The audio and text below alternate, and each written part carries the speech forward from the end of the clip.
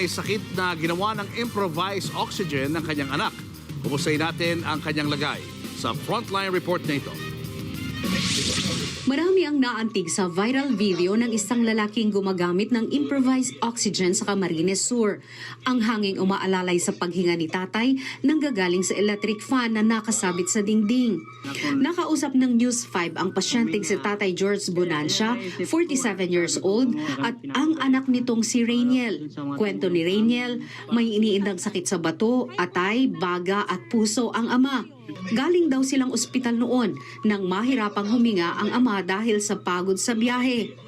Wala po yung pera nun, ma'am. Kakalabas lang po namin sa ospital. Si Papa po yung nakaisip talaga noon. Ginawa naman po namin dito. Yun, gumana naman.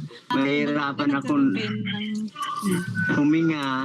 Kaya yun naisip ko, sabi ko gumawa kayo ng improvised na oxygen para matulungan ang paghinga ko.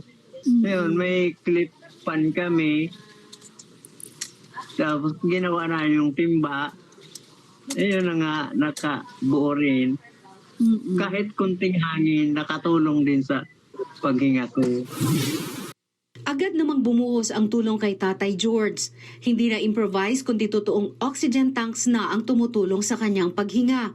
May mga nagbigay din ng pagkain.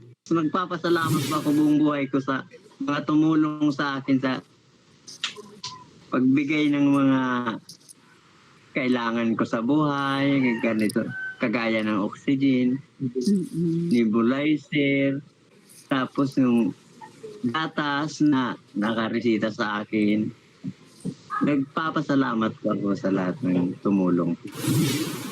10 ang anak ni Tatay George at hindi daw kasya sa kanilang mga pangangailangan ang sinasahod ng kanyang asawa.